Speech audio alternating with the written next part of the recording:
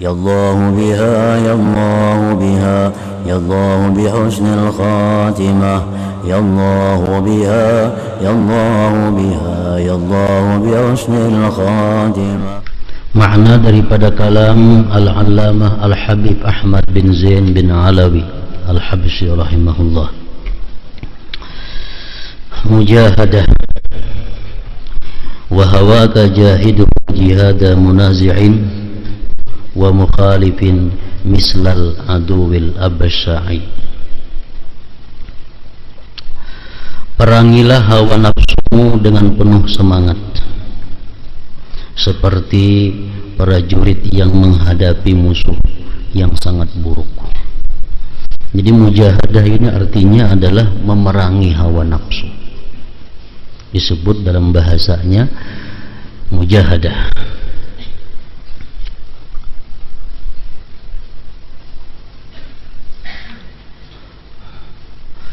Hawa adalah, pengertian hawa adalah kecenderungan nafsu untuk memperoleh segala sesuatu yang tidak benar dan mengikuti berbagai keinginan buruk. Itu yang disebut dengan hawa. Hawa nafsu. Artinya hawa itu mengajak kepada nafsu untuk selalu berbuat hal-hal yang dilarang oleh Allah Subhanahu wa ta'ala.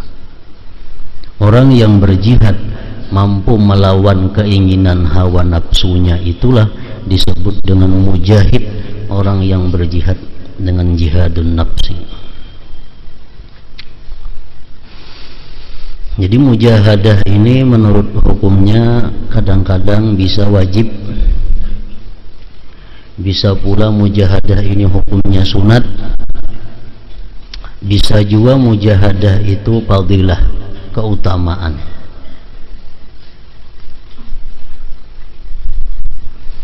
Mujahadah yang wajib itu adalah sesuatu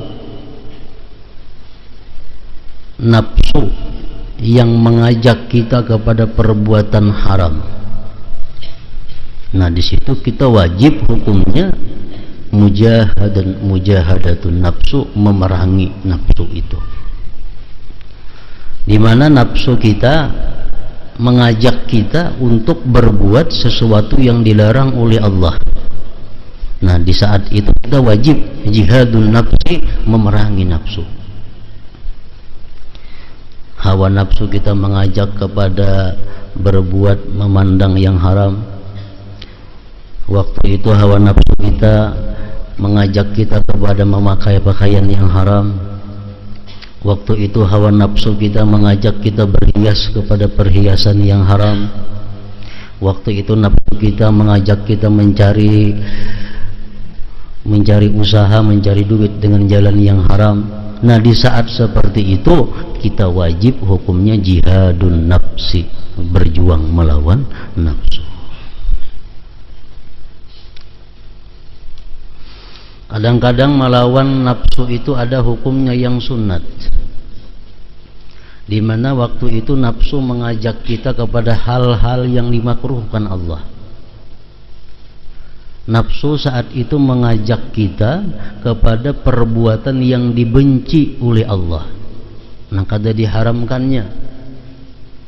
Nah, pada saat itu kita melawan nafsu, jihadun nafsi, hukumnya adalah sunat.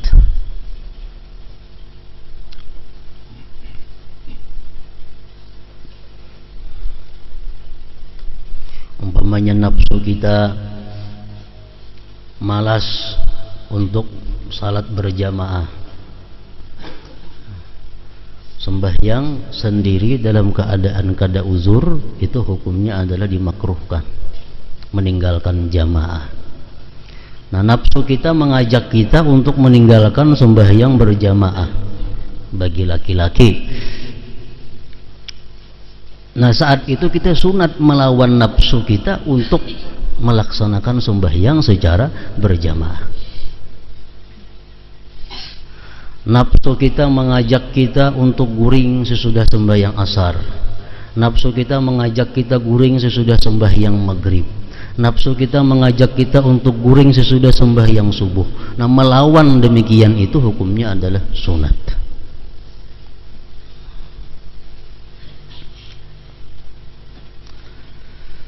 Nah, kemudian ada lagi mujahadatun nafsi, berjuang melawan nafsu ini yang hukumnya fadilah. Artinya bukan wajib, bukan sunat, tapi satu keutamaan yang membawa kepada manfaat yang sangat besar.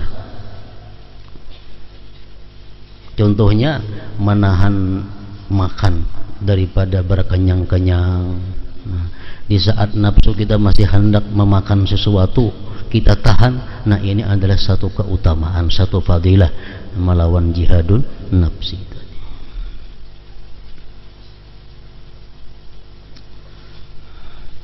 Hawa adalah kecenderungan nafsu untuk memperoleh segala sesuatu yang tidak benar dan mengikuti berbagai keinginan buruk. Setiap ibadah itu bertentangan dengan hawa. Setiap ibadah yang kita lakukan itu bertentangan dengan hawa nafsu. Karena hawa nafsu ini adalah dia bertolak belakang dengan ibadah. Makanya ibadah itu dalam hadis disebutkan as-sawab biqadri ta'ab. Artinya pahala yang diperoleh dengan beribadah itu sesuai dengan kesusah payahannya. Makin susah payah kita melakukan ibadah, makin banyak pahalanya. Kenapa? Sebabnya karena tentu kita makin banyak perjuangan melawan hawa nafsu. Jadi ibadah itu mesti berlawanan dengan hawa nafsu.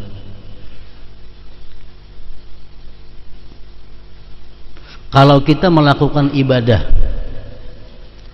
rasanya rasa manis, kita beribadah melakukannya dengan gairah, dengan rajin. Nah, ini perlu diselidiki. Karena pada hakikatnya orang yang beribadah dengan rajin, orang yang beribadah dengan manis itu adalah orang-orang yang sudah ma'rifat kepada Allah. Orang-orang yang belum ma'rifat kepada Allah itu pasti beribadah susah payah, pasti dipaksa. Nah, kalau kita beribadah nyaman, kita beribadah manis, ini perlu kita diselidiki.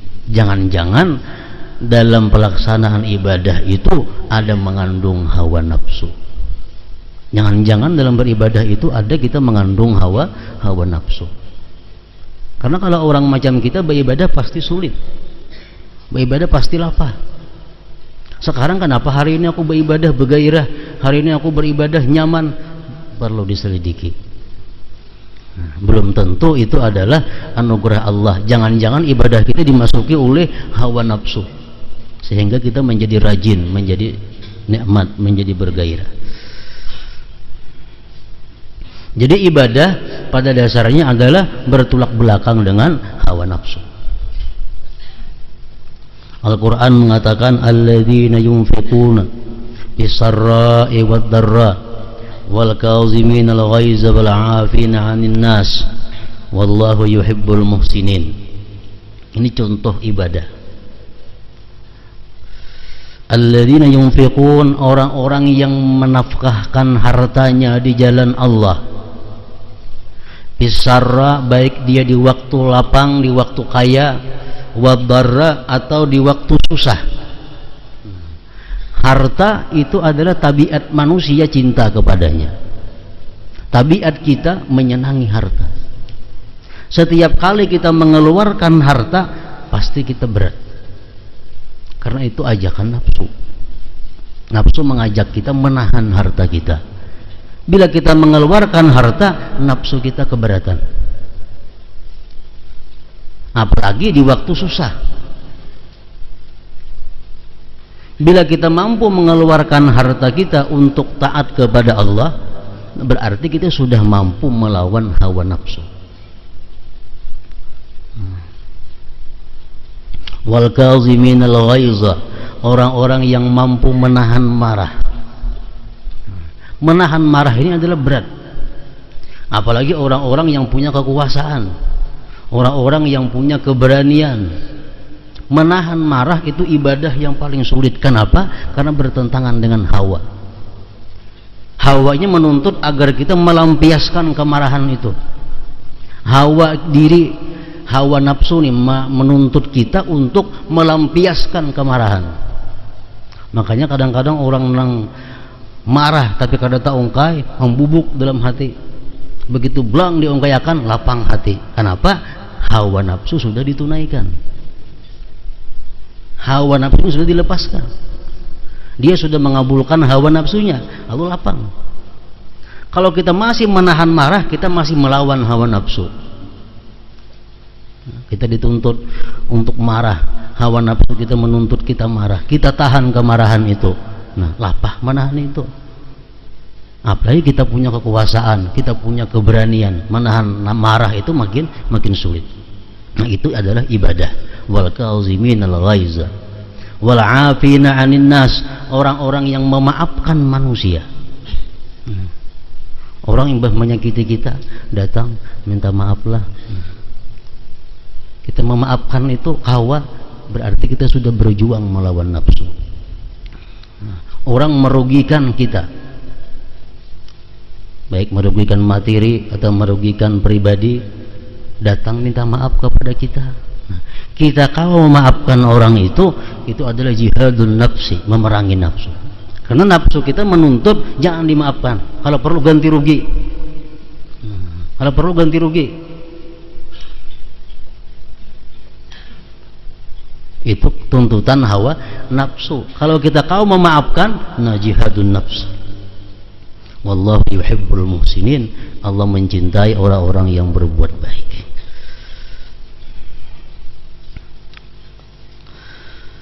Para ulama sepakat bahwa kebahagiaan tidak akan dicapai. Maksudnya kebahagiaan akhirat. Kebahagiaan akhirat surga. Kada akan dicapai kecuali dengan mengekang nafsunya, agar tidak memperturutkan keinginan hawanya serta menentang syahwatnya. Imam Zahal berkata, tarkul hawa miftahul jannah. Meninggalkan keinginan hawa itu adalah kuncinya surga. Nah, hawa. Jadi kadang alih meminan duit hawa ini, bila hendak berbuat nang kada baik, nang haram, jelas sudah itu adalah hawa. Bila kita hendak dalam hati ada geritik berbuat sesuatu nang makruh, tuntutan hawa. Bila ada keinginan kita untuk melakukan sesuatu nang kada berfaedah, tuntutan hawa. Bila dalam hati kita ada tuntutan untuk berbuat ibadah yang kurang afdal, padahal ada ibadah yang lebih afdal, tapi hati kita hendak kepingin ibadah nang kada afdal, tuntutan hawa.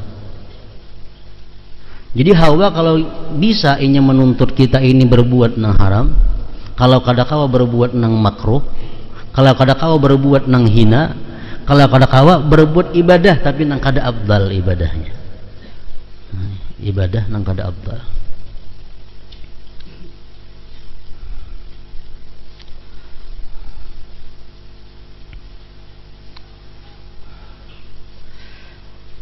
Allah Ta'ala mewahyukan wa nahan nafsa anil hawa fa innal jannata hiyal ma'wa, dan menahan diri dari keinginan hawa nafsunya, maka sesungguhnya surgalah tempatnya.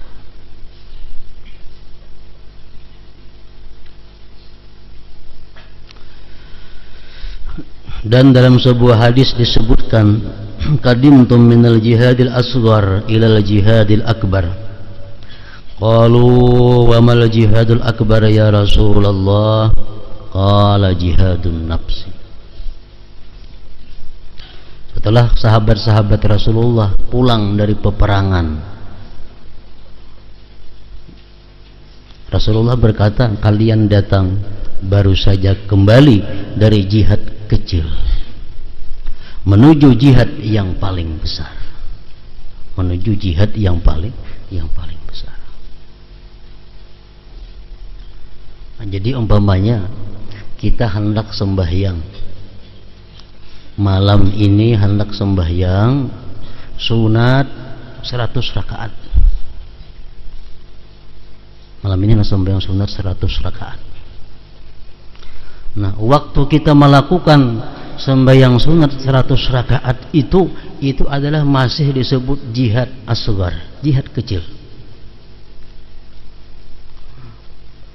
Orang nang kada biasa sembahyang sunat 100 rakaat disuruh sembahyang sunat 100 rakaat tentu merasa takajub. Wah, banyaknya 100 rakaat sembahyang. Padahal kada sampai 2 jam. Tapi nafsu kita merasa itu sesuatu yang sangat berat kalau sembahyang 100 rakaat semalaman. Nah, kita gawi sembahyang 100 rakaat itu adalah jihad yang kecil. Sudah tuntung kita 100 rakaat tuntung. Nah, mempertahankan yang 100 ini agar jangan sampai rusak itu merupakan jihad yang lebih besar lagi. Yang kadang-kadang kita bangga, sudah kawa sembahyang 100 rakaat. Karena bisukan bagi saya kisah malam tadi aku sembahyang 100 rakaat kemana-mana. Nah, ini menahan nafsu jangan sampai membuka hal-hal seperti itu, jihad yang lebih berat daripada jihad yang melakukannya itu. Nah, seperti itu biasa disampaikan oleh seorang guru yang membimbing, yang mendidik muridnya. Ujar guru, ikam hari ini atau malam ini baca ini, baca ini, baca ini. Bukunya banyak. Nah, lalu si murid membaca dengan susah payah. Dengan susah payah. Berhasil. Itu namanya jihad yang kecil. Nah, sudah tuntung menyelesaikan itu, apalagi si murid ini dalam melaksanakan amalan itu ada mendapatkan hal-hal yang ajaib daripada Allah. Nah, ini mempertahankan, menyembunyikan hal seperti itu ada jihad yang lebih besar, jihad yang lebih berat. Menahan nafsu daripada mengisahkan amal kepada orang lain, mengisahkan keistimewaan kepada orang lain, itu adalah jihad yang paling besar. Kalian baru saja kembali dari jihad kecil menuju jihad yang paling besar. Para sahabat bertanya, apakah jihad yang paling besar itu wahai Rasulullah? Beliau sallallahu alaihi wasallam menjawab, jihad memerangi hawa nafsu. Orang hendak naik haji, ini susah payah, mulai mengeluarkan duit, belajar manasik, berpisah anak, berpisah rumah, berpisah usaha, berpisah kawan, berpisah kendaraan, berpisah kebun, dan semua yang disenangi. Dalam perjalanan naik haji susah payah sampai dia berhaji. Ini ngarannya adalah jihad asghar, jihad kecil. Sudah tuntung inya berhaji, selesai dia berhaji, bulik ke kampung, jihad akbar. Mempertahankan haji ini berat, lebih berat daripada melaksanakan hajinya. Kenapa sebabnya? Karena orang yang naik haji itu kalau amaliyahnya sama dengan sebelum haji, itu menunjukkan hajinya belum mabrur. Orang yang haji mabrur itu adalah orang yang sesudah naik haji peningkatannya jauh ibadah kepada Allah Subhanahu wa taala. Nah, itu artinya jihad yang lebih besar, jihad yang lebih sulit.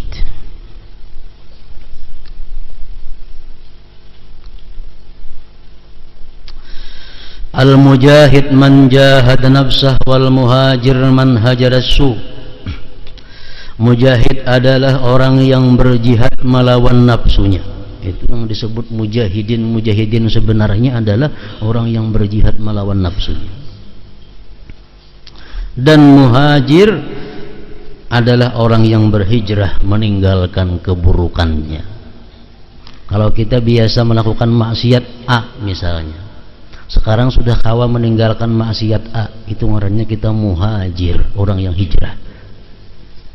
Orang yang hijrah. Jadi hijrah itu artinya bukan hanya meninggalkan negeri ke negeri yang lain, tapi hijrah itu pada hakikatnya adalah meninggalkan perbuatan jahat menuju kepada perbuatan yang diridai oleh Allah Subhanahu wa taala. Nah, itu inti daripada hijrah.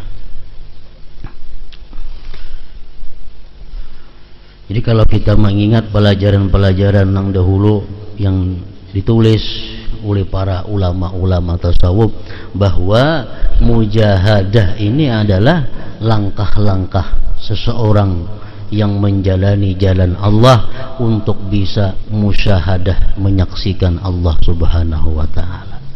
Mereka menyebutkan bahwa mujahadah ini adalah langkah yang kelima yang mesti dilakuni oleh orang yang hendak musyahadah kepada Allah Subhanahu wa taala. Dalam pelajaran dahulu kita masih ingat yang pertama yang kita lakukan adalah musyaratah. Musyaratah artinya berjanji kepada diri untuk berbuat kebaikan, meninggalkan yang jahat. Musyaratah, berjanji. Seorang murid biasanya sesudah sembahyang subuh dan sesudah maghrib itu melakukan musyaratah, perjanjian kepada diri. Jadi mbak sembahyang subuh kita pandiri diri kita berjanji hari ini. Kenapa janjinya? 1. Sembahyang berjamaah. 2. Kenapa janjinya? Hari ini jangan berdusta. 3. Kenapa janjinya? Hari ini jangan hendak menggibah orang. 3. Kenapa janjinya? Hari ini jangan hendak memandang mendengar yang haram, umpamanya. Terserah kita kenapa hendak kita ulah perjanjian kepada diri kita. Itu ngarannya adalah musyaratah. Tiap bisukan, tiap imbah maghrib, seorang murid itu adalah selalu mensyaratkan sesuatu kepada dirinya supaya nafsu ini jangan lapas bebas sebebas-bebasnya. Syaratkan, musyaratah namanya. Itu langkah yang pertama. Hari ini kada hendak keluar rumah, umpamanya. Hari ini hendak bekerja di kamar saja seharianan membaca Quran. Terserah apa yang kita hendak kita syaratkan kepada nafsu kita, tergantung yang kita perlukan. Misalnya kebiasaan kita ketujuh memandang yang haram, nah kita syaratkan kepada nafsu hari ini jangan hendak memandang yang haram.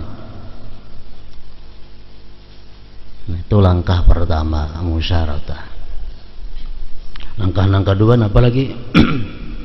Murakabah. Murakabah artinya apa? Imbah kita mensyaratkan, menjanjikan sesuatu kepada diri kita, itu mesti murakabah, mesti diintai. Ini nafsu ini mesti diintai. Jadi mulai bisukan sejak kita berjanji itu sampai kena imbah maghrib, kita intai terus nafsu kita nih. Adalah melanggar perjanjian yang kita janjikan bisukan tadi. Kita ada melihat haram, nafsu kan tadi sudah berjanji kalau hendak melihat haram. Orang azan di masjid, nafsu yang berjanji tadi sembahyang berjamaah. Nah itu murakabah, selalu diintai nafsu kita terhadap apa yang dijanjikan. Itu ngarannya murakabah, mengintai.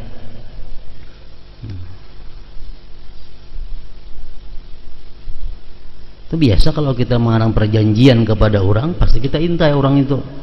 Kayak apa? Perjanjian dijalankannya atau ada?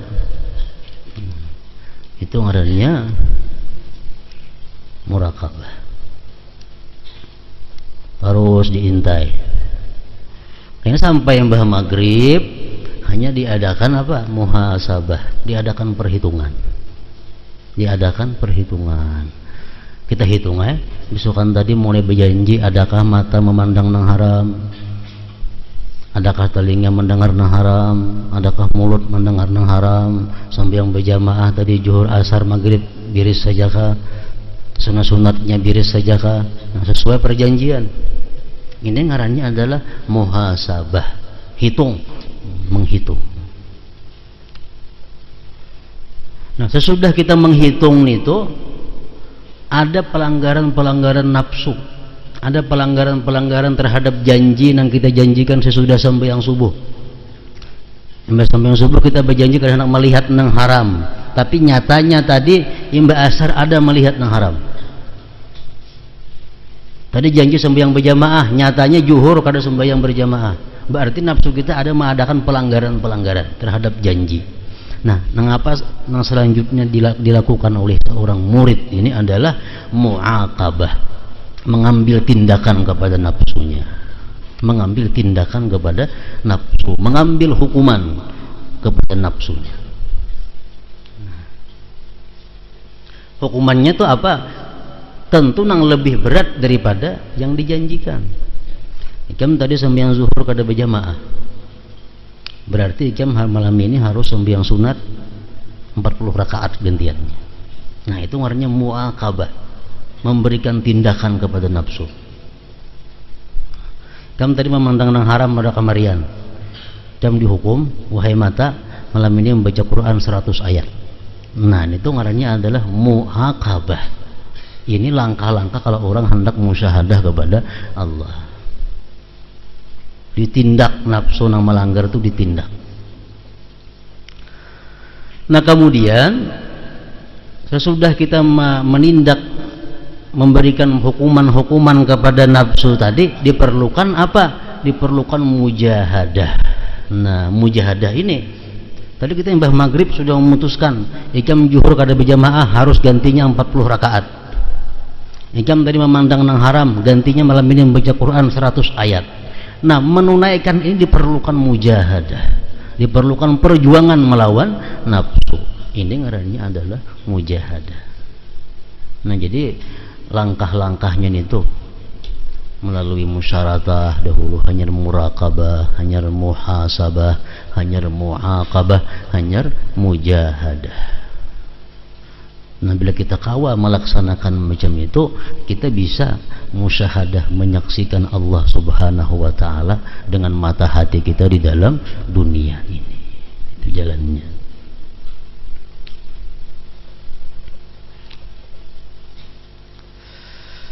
Mujahadah melawan nafsu merupakan sebuah kewajiban yang bertujuan untuk mengendalikan syahwat dan amarah di bawah hukum syariat yang diperoleh melalui akal yang telah bercahaya.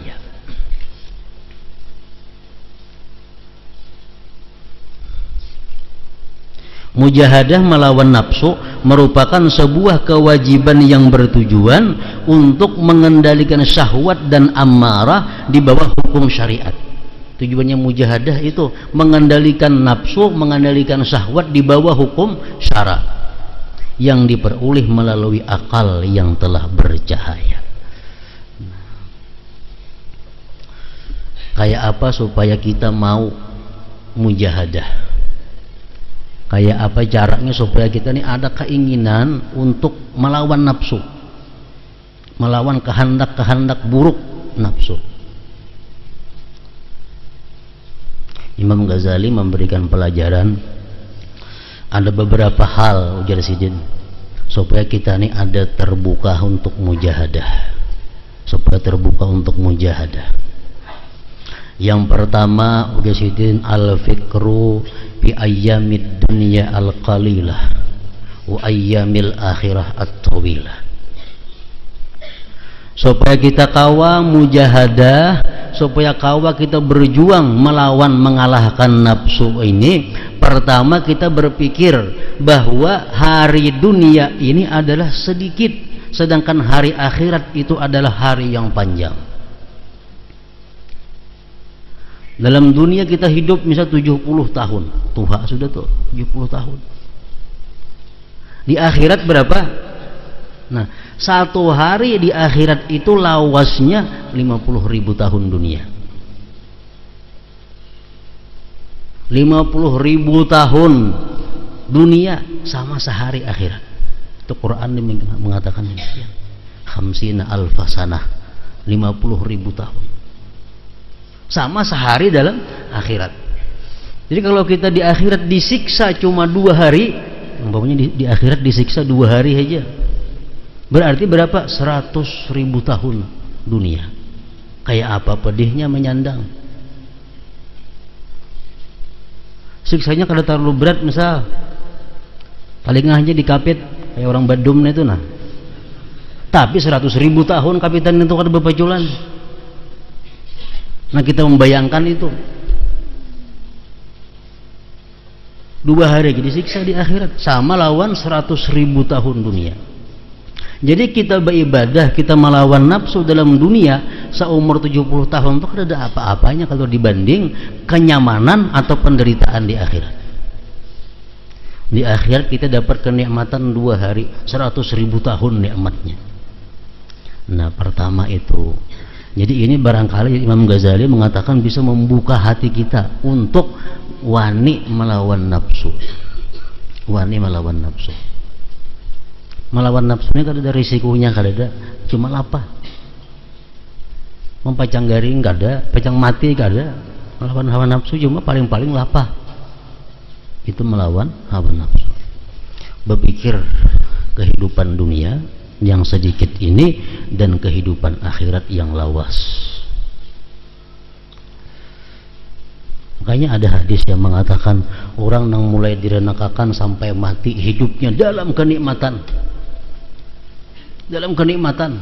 Mulai lahir sampai mati orang ini apa yang dikehendakinya ada nikmat luar biasa.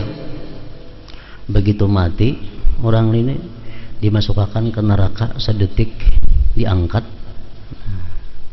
Ingatlah yang bahari dalam dunia hidup nyaman senang, kedingat lagi. Kenapa? Hanya semenit dimasukkan ke dalam neraka, begitu pedihnya siksa neraka. Semenit hari neraka itu berapa tahun hari kita ini? Orang yang mulai lahir sampai mati hidupnya selalu menderita, penyakit silih berganti, macam-macam menderita sampai mati menderita. Begitu sampai di akhir masukkan di dalam surga, semenit disuruh pulang keluar, takuni engkau dalam dunia sewalah menderita hidup kada pernah menderita. Nah, kenapa? Karena hanya semenit masuk ke dalam surga. Nah, ini memikirkan hal-hal ini mungkin bisa membuka hati kita untuk melawan nafsu. Yang kedua, menjadi Imam Ghazali memikirkan tentang mujahadahnya orang-orang yang terdahulu.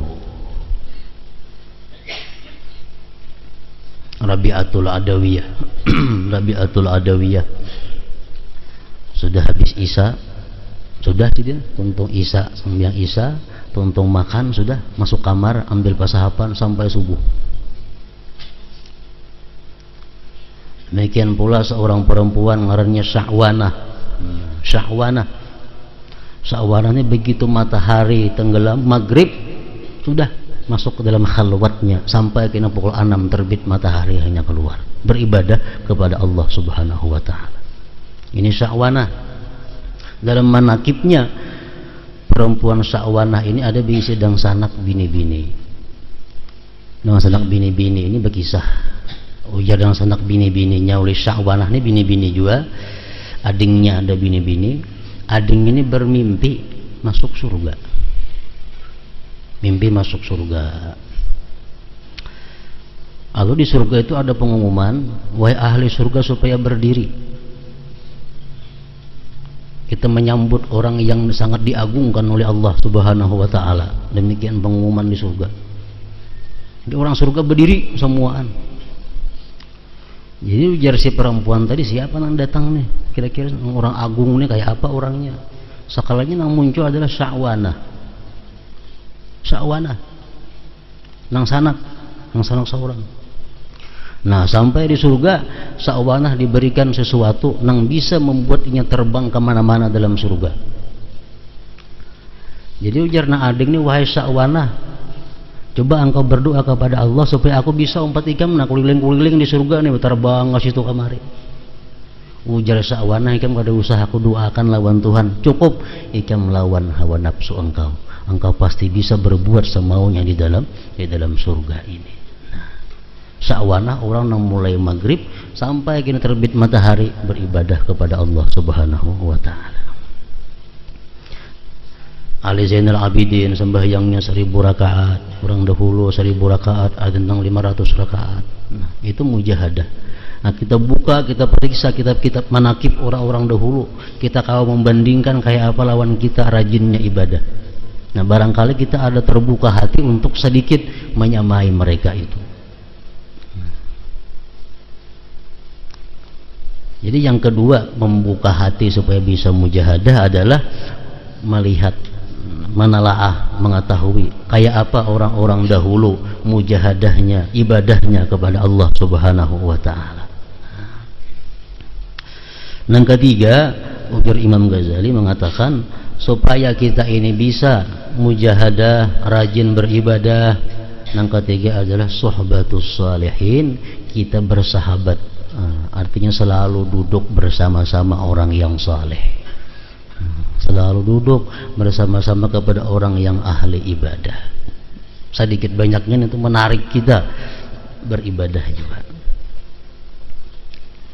Jadi sebahagian ahli hikmah mengatakan, siapa berkawan dengan 8 golongan manusia, maka Allah tambah dia 8 perkara.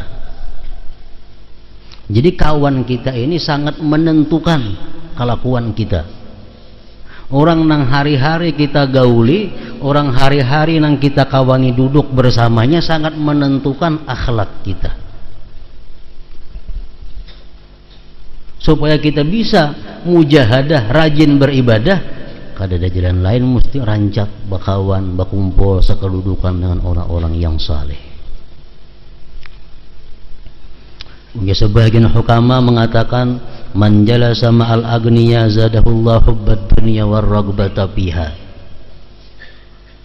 Orang-orang yang duduk, orang-orang yang berkawan dengan orang yang kaya, Allah tambah di dalam hatinya itu hubbud dunia, dan ingin suka pada dunia.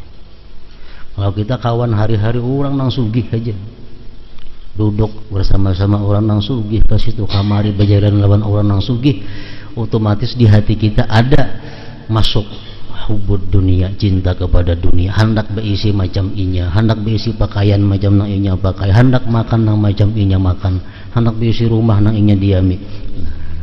Karena kita hari-hari bakawan orang nang kaya. Wa man jalasa ma'al fuqara zadahullahu syukra war ridha bi kismatillahi ta'ala. Siapa-siapa nang suka berkawan, duduk bersama-sama orang yang fakir. Kita kawan hari-hari orang fakir, masih tu kamari beserta orang fakir. Nah, akibatnya apa? Allah berikan kita syukur dan ridha dengan yang diberi Allah. Masih itu kamari kita bakalan orang lebih fakir daripada kita. Kita bisa beda motor, kita bisa beda, syukur kita. Kalau kita rancak bakawan sekadudukan lawan orang fakir, akibatnya apa? Kita bersyukur kepada Allah. Inya lebih sakit daripada kita, inya lebih kurang daripada kita. Kita tentu syukur. Wa man jalasa ma'as sultan zadahullahu al-kibra wa qasawatal qalb. Orang yang selalu duduk dengan sultan, orang yang selalu duduk dengan raja, ini bakawan raja ketujuh, kawan-kawannya orang-orang pejabat tinggi aja, kasih tu kemari lawan pejabat. Nah, kalau yang behilang ke rumah pejabat, yang datang ke rumahnya kalau behilang iya pejabat juga. Nah, orang nang macam ini hatinya sombong, akibatnya hatinya sombong dan keras hati.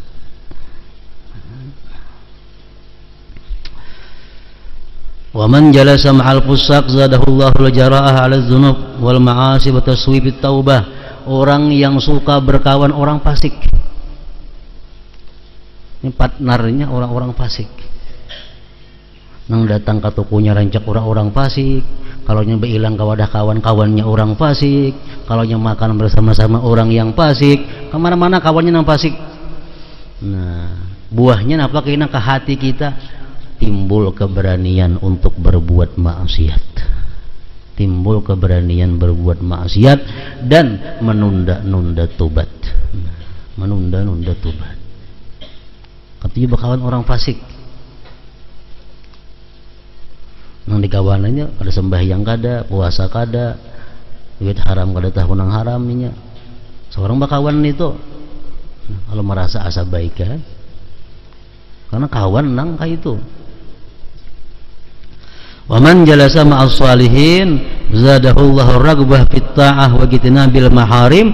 Barang siapa suka bergaul kepada orang-orang yang saleh, nah, duduk kepada orang-orang yang saleh, Allah tambah dia kegemaran beribadah, Allah tambah dia ketakutan untuk berbuat maksiat. Nah, jadi cara yang ketiga untuk supaya bisa mujahadah ini adalah sohbatus salih.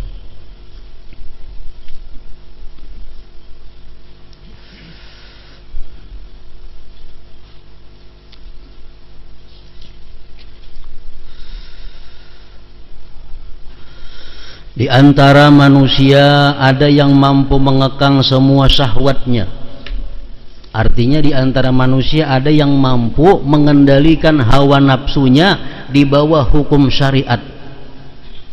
Ada sebagian kecil manusia yang kawa mengendalikan hawa nafsunya di bawah hukum syariat.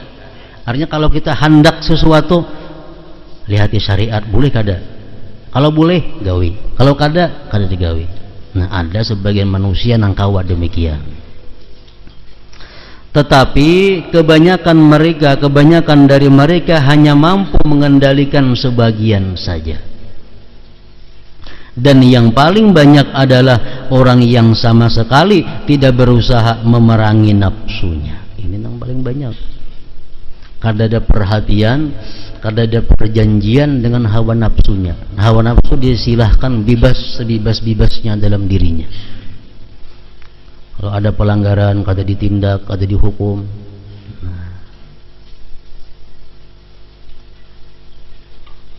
Padahal agama kita mengajarkan orang bulan puasa, bulan Ramadan, bersetubuh dengan istrinya dalam keadaan puasa, bersetubuh lawan istrinya. Ini orang nang dikalahkan hawa nafsu. Ini orang yang dikalahkan oleh hawa nafsunya. Allah mengajarkan kepada kita apa? Memberi hukuman. Hukumannya apa? Puasa 2 bulan berturut-turut. Menjarai nafsu ini. Itu ngarannya hukuman. Jadi orang yang bersetubuh di bulan Ramadan tanpa uzur, tanpa ada alasan membolehkannya, dihukum oleh agama apa? Puasa 2 bulan berturut-turut. Misal sudah 55 hari, pacah sehari, batal 55 harinya. Mesti berturut-turut 2 bulan itu. Nah, itu hukumannya. Nah, demikian pula halnya terhadap maksiat-maksiat lain yang kita langgar, kita mesti memberi tindakan kepada nafsu kita yang berat-berat seperti itu. Udah sehari aja pacahnya 2 bulan berturut-turut Allah menghukum nafsu.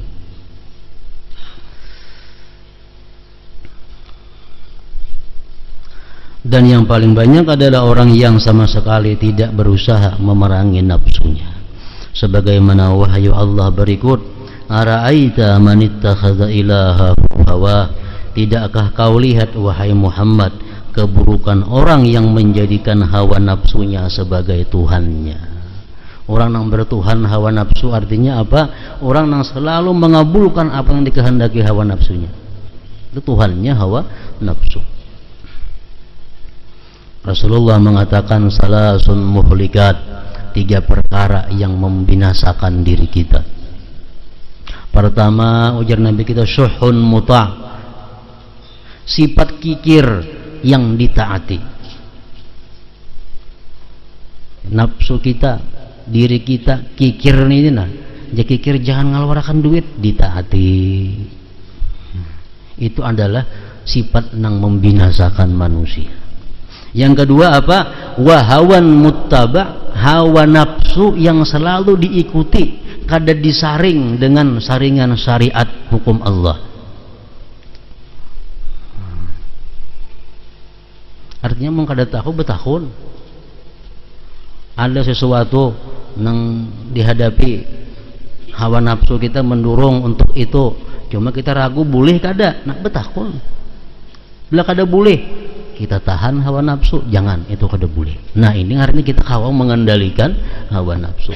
Oh, pakaian ini bagus, pakaian ini mewah, memakai ini bagus, lihat penghukum syariat baik kada, boleh kada, ugas kada boleh. Nah, kita kawa menahan itu, nah ngarannya kau mengendalikan hawa nafsu.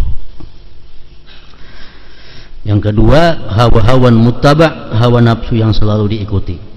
Yang ketiga, wa i'jabul mar'i bi nafsih, ujubnya seseorang dengan dirinya. Orang sudah mengaku di mana-mana dia yang paling takwa, Orang sudah mengaku di mana-mana dia yang paling alim, orang di mana-mana sudah mengaku dia yang paling saleh, dia mengaku di mana-mana dialah orang paling banyak ibadah kepada Allah. Nah, takjub kepada dirinya. Bila ada demikian itu adalah sifat yang membahayakan.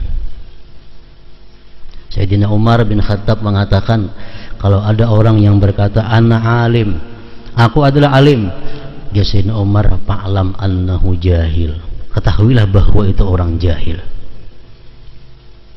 Dia merasa mengaku aku alim. Sayyidina Umar katakan bahwa dia itu adalah jahil. Andai kata dia tidak jahil, dia tidak mengata dirinya alim. Kalau ada orang yang berkata ana taqi, aku orang yang takwa, ya Sayyidina Umar, fa'alam, ketahui annahu fajir, bahwa dia orang yang durjana. Ada mengaku aku orang nang takwa, aku orang nang bersih, aku orang nang selamat, fa'alam annahu fajir, itu orang adalah durjana. Wa man qala ana min ahlil jannah fa'alam annahu min ahlin nar. Ya Umar bin Khattab, bila ada orang yang mengaku bahwa aku adalah ahli surga, ketahuilah itu orang sebenarnya ahli neraka.